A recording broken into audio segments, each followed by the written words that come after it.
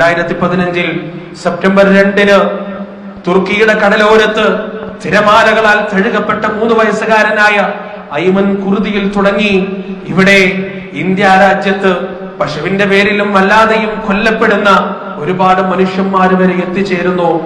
സമകാലിക ഇസ്ലാമിക പീഡനത്തിന്റെ കഥനകഥകൾ കൂപ്പുകൈകളുമായി കൊല്ലാൻ വന്ന കലാപകാരികളുടെ മുന്നിൽ നിറകണ്ണുകളുമായി നിന്ന കുത്തുബുദ്ദീൻ അൻസാരി ഇന്ന് അദ്ദേഹം കണ്ണൂർ ജില്ലയിലൊക്കെ വന്നിട്ടുണ്ട്. അദ്ദേഹം ആ കാലത്തിന് ശേഷം അദ്ദേഹത്തിന്റെ കാലഘട്ടം അത് കഴിഞ്ഞ് ഇന്ന് കൂപ്പുകൈകളുമായി നിന്നൊരു മനുഷ്യനെ വെറുതെ വിട്ടുവെങ്കിൽ ജയറാം എന്ന് വിളിച്ചതിന് ശേഷം ക്രൂരമായി കൊന്നുകളയുന്നൊരു പതിതാവസ്ഥയിലേക്ക് മുസ്ലിങ്ങൾ എത്തിച്ചേർന്നു എന്നതാണ്. കാശ്മീരിൽ ഒരു സ്ത്രീ അവരുടെ അനുഭവം എഴുതിയിട്ടുണ്ട്. അവര് പറയാൻ, രാത്രി ബലാത്സംഗം ചെയ്യാനും പീഡിപ്പിക്കാനും വരുന്ന ആളുകളിൽ നിന്ന് രക്ഷപ്പെടുന്നതിന് വേണ്ടി ഞാൻ എന്താ ചെയ്യാറുള്ളതെന്നറിയോ? ബാത്റൂമിൽ പോയിട്ട് നന്നായി കാഷ്ടിച്ചതിന് ശേഷം അത് വെള്ളമൊഴിച്ച് കളയാതെ ആ കാഷ്ടം മുഴുവൻ സ്വന്തം കൈകൊണ്ട് വാരിയിട്ട് ശരീരത്ത് മുഴുവൻ തേച്ച് പിടിപ്പിക്കാണ് ഞാൻ ചെയ്യുക. ആ നാറ്റം കൊണ്ടെങ്കിലും എന്റെ മാനത്തിന് വില പറയാൻ ഈ മൃഗങ്ങൾ വരാതിരിക്കട്ടെ എന്ന ആഗ്രഹം കൊണ്ടാണ് ഞാനത് ചെയ്യുന്നത് എന്ന് അവരുടെ പുസ്തകത്തിൽ എഴുതി വെച്ചിട്ടുണ്ട്. ഗുജറാത്ത് കലാപത്തിൽ രക്ഷപ്പെട്ട ഒരുപാട് ഇരകൾ അവരുടെ അനുഭവങ്ങൾ പങ്കുവച്ചിട്ടുണ്ട്.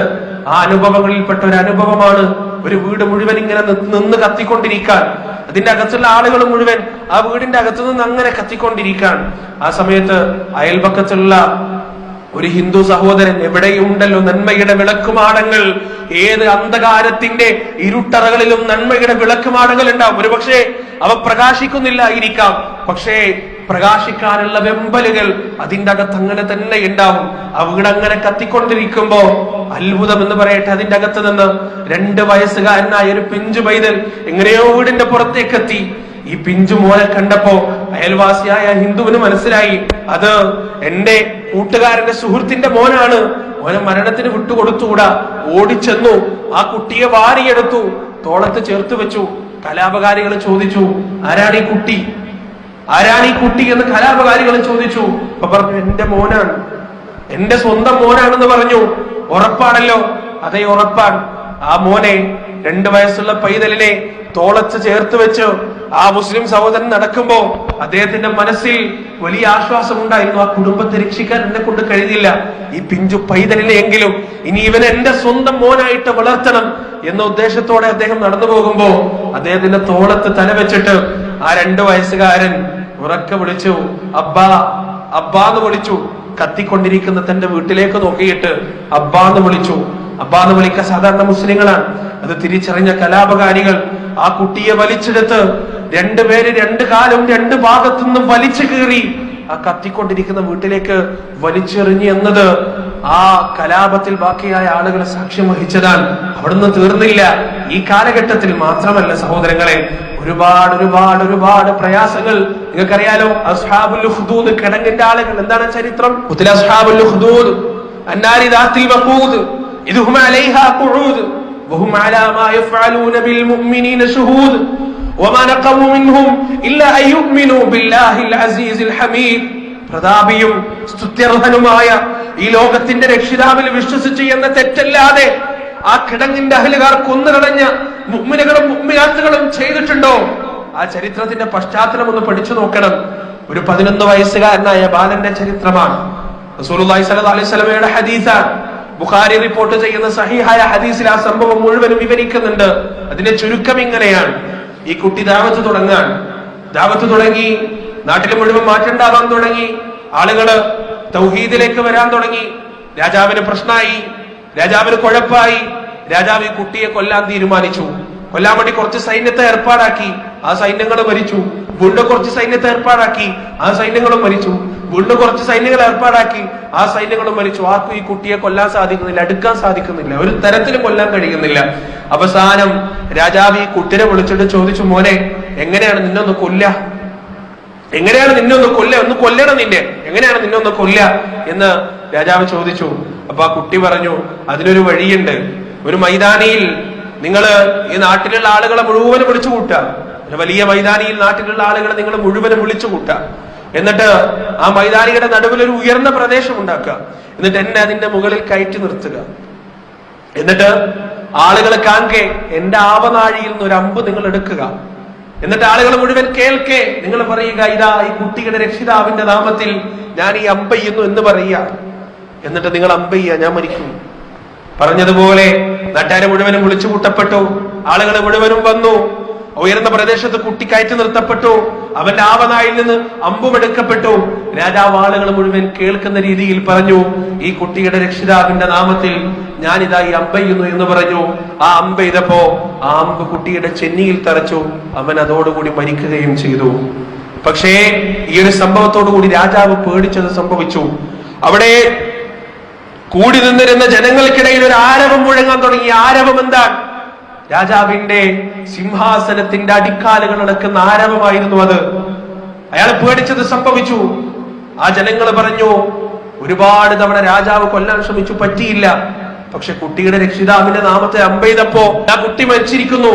അപ്പൊ കുട്ടിയുടെ രക്ഷിതാവാണ് സത്യം. ലാ ഇലാഹ ഇല്ലല്ലാഹ് എന്നൊരു വലിയ ഇരമ്പൽ തിരമാല പോലെ ആ ജനക്കൂട്ടങ്ങൾക്കിടയിൽ നിന്ന് ഉയർന്നു. ആ വലിയ ജനക്കൂട്ടത്തെ, ആണുങ്ങളും പെണ്ണുങ്ങളും കുട്ടികളും അടങ്ങുന്ന വലിയ ജനക്കൂട്ടത്തെ മുഴുവനും ഈ രാജാവും ഈ സൈന്യ പരിവാരങ്ങളും കൂടി കൊല ചെയ്തു. എങ്ങനെയാ കൊല ചെയ്തത്? വലിയ കിടങ്ങ് കുടിച്ചു. ആ കിടങ്ങിൽ തീയുണ്ടാക്കി ആ അഗ്നിനാളത്തിലേക്ക് അതിൽപ്പെട്ട വിശ്വാസികളായ ഓരോ ആളുകളെയും വലിച്ചെറിഞ്ഞു. പക്ഷെ അതിലൊരാൾ പോലും മുർത്തതായിട്ടില്ല എന്നുള്ളതാണ്. ഓരോ ആളുകളെയും തീക്കൊണ്ടാരത്തിലേക്ക് വലിച്ചെറിയുമ്പോ അവര് അതിൽ നിന്ന് പിന്മാറിയില്ല. അവസാനം ഒരു സ്ത്രീ മാത്രം ബാക്കിയായി. ആ സ്ത്രീയുടെ കയ്യിൽ ഒരു ചെറിയ പൈതലുണ്ട്, ചെറിയ കുഞ്ഞുണ്ട്, കൈക്കുഞ്ഞ്. ആ കൈക്കുഞ്ഞിനെയും എടുത്തിട്ട് ഈ തീക്കുണ്ടാരത്തിന്റെ അടുത്തേക്ക് പോകുമ്പോ ആ തീയിലേക്കും, കത്തുന്ന തീയിലേക്കും തന്റെ പിഞ്ചു കുഞ്ഞിന്റെ മുഖത്തേക്കും ഈ സ്ത്രീ ഇങ്ങനെ മാറി മാറി മാറി നോക്കി. അപ്പൊ ആ പിഞ്ചു കുഞ്ഞ് കയ്യിൽ കിടന്നിട്ട് സംസാരിക്കാണ്, ഉമ്മ, ഹക്കിന്റെ തീയിലേക്ക് ചാടാൻ നിങ്ങൾ എന്തിനാണ് അമാന്തിക്കുന്നത്? നിങ്ങൾ ചാടുക, നിങ്ങൾ ഹക്കിലാണ്, സ്വർഗത്തിലാണ് എന്ന ചെറിയ കുട്ടി ഉമ്മാനോട് പറഞ്ഞു എന്നാണ്. ആ സ്ത്രീയും തീയിലേക്ക് ചാടി. അവരെല്ലാവരും കഴിഞ്ഞു.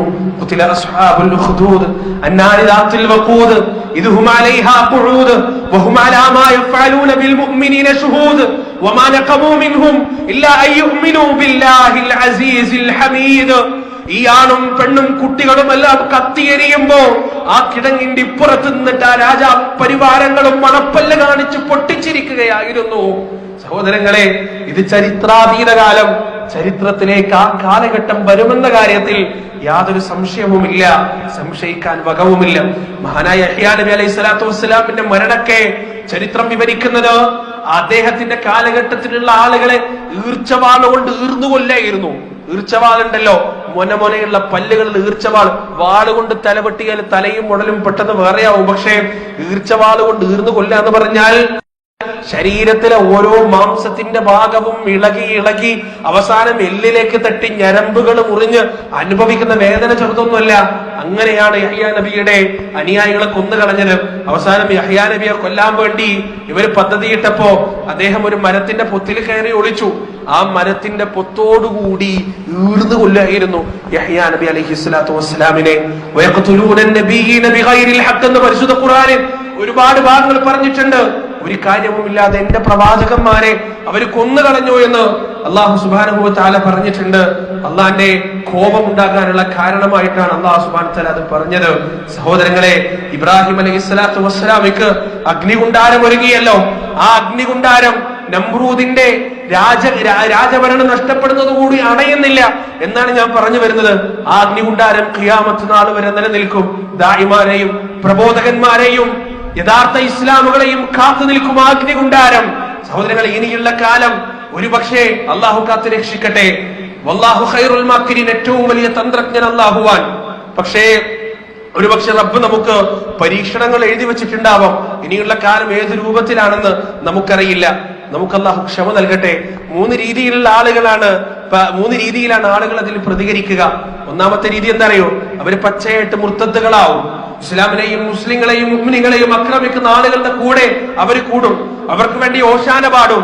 അവർക്ക് വേണ്ടി സ്വന്തം പ്രമാണങ്ങൾ മാറ്റിപ്പറയും. സ്വന്തം സമുദായത്തെ തള്ളിപ്പറയും. അവര് മുർത്തദ്ദുകളാക്കിയിട്ട് അങ്ങനെ പോവും. രണ്ടാമത്തെ വിഭാഗം എന്നറിയോ? ഹൃദയത്തിന്റെ അകത്ത് നല്ല സ്നേഹമുണ്ട് ഇസ്ലാമിനോട്, നല്ല മുഹബ്ബത്തുണ്ട്.